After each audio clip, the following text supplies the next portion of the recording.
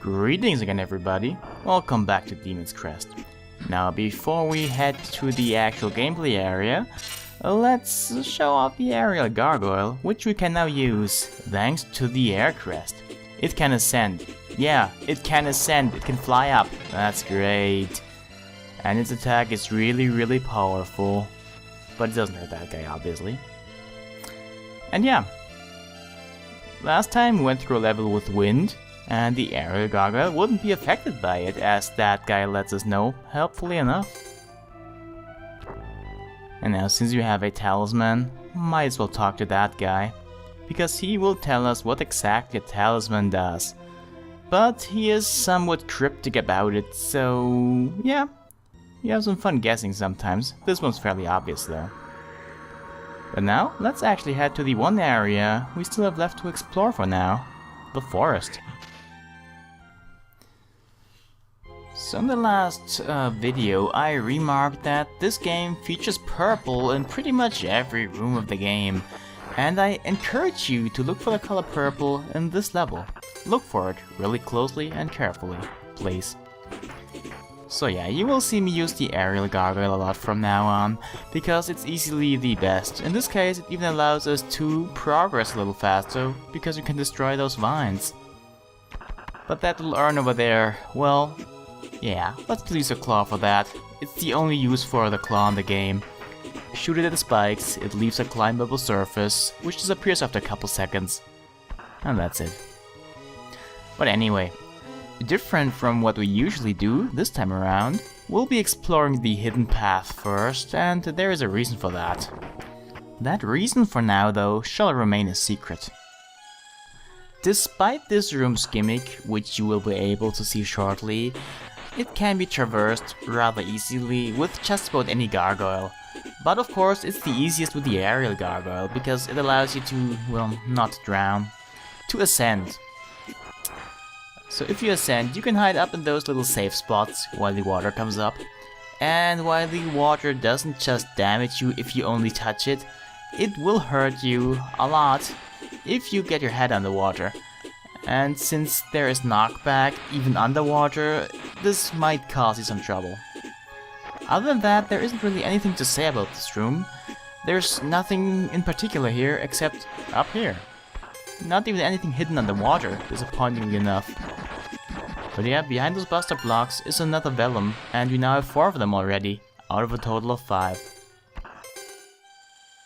While this game requires 100% completion to see the best ending, lucky for us, we know how to get through the game, so we can pick a very efficient path and we will have to do very little backtracking.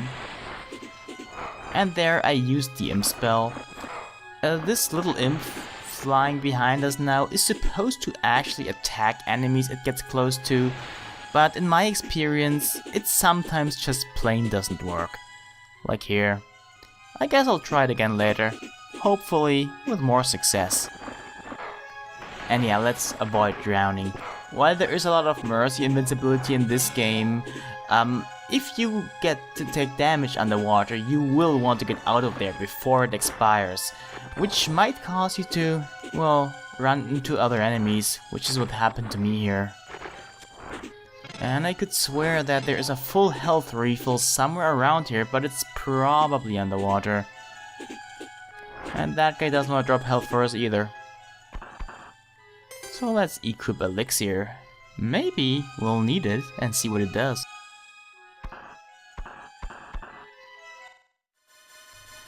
And seeing as this is a boss fight coming up, we just might. So this boss, like many others, has the ability that the aerial gargoyle's attack can't damage it, which is too bad because it would make this fight ridiculously easy. But anyway, I don't like it that easy actually, so let's go ahead and use the good old buster. You probably noticed that we can actually attack this boss in 2 parts, the head and the body, and it's possible to destroy one before the other, and then the other part will do stuff without the part that died. The body basically does what it does now, minus throwing the head, and the head will roll around and bounce a bit. So it's nothing too special, and the head's already dead anyway. Oh, look at that. Guess we died. Or not. Thanks to the elixir, we get a small health refill upon death. Of course, we could just use herbs and save some money, but we'd have to remember to actually use them. Anyway, with that, Skula is dead. Oh, Skula is that guy's name, by the way. I think I forgot to mention that. But anyway, now a new location is open on the world map. I'm not sure what exactly triggers it. You need to have both the air and ground crest and then find a set amount of urns and vellums. But yeah, we're not gonna go there yet. That's gonna be a separate video. For now, we'll just go on and explore the main path of the forest. So the reason I'm doing this main path second is because, you know that area we just unlocked? If we get the reward from the end of the main path, it would get locked again. Of course, finishing it now, it would still get locked. I just want to show you that it's there. The area there, it would basically lead us to the first ending, which is the bad ending. And we will be seeing that in the next video. And oh, there's nothing in this room for us right now. Maybe later though. Now this seems innocent enough, except we will have a spontaneous forest fire, thanks to some flaming birds and a mysterious being made of fire, which we might see again later. Now you might think, since we can't fly up high here because we will get hurt if we touch the ceiling, we might as well switch back to Firebrand. But no. Actually, this is still the best gargoyle for this area because its attack is the strongest regular attack, except for the ground gargoyles, which is equally as strong, but the ground gargoyle can't fly. So yeah, aerial gargoyle, still the best pick. Plus, the ability to ascend at will actually gives us a little bit of an advantage actually.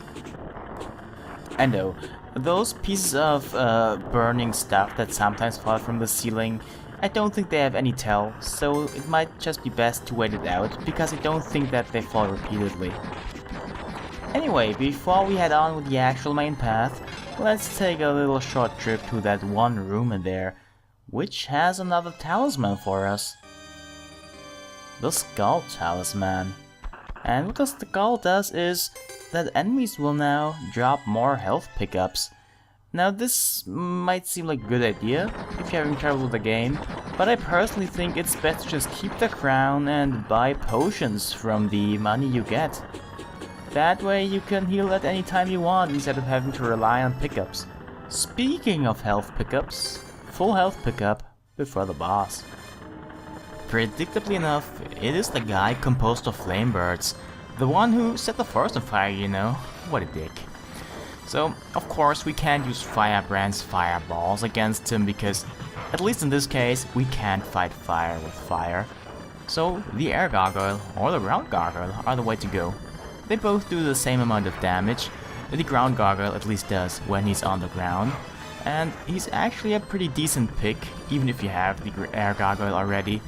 At least for the first phase. In the second phase, you will want to switch to the air gargoyle because the boss is also in the air.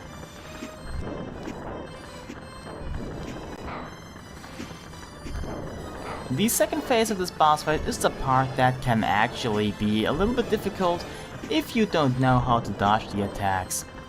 If you do know though, once you've gotten used to it, it's pretty simple as well. He only has 3 attacks. He can wave up and down, he can kind of dive and drop those flames, and the flame attack is the hardest to dodge. But hey, because I know how to dodge all of those, I already beat him. And he's dead, and look at what he dropped. This is the tornado. And it's equally as useful as the claw, sad to say.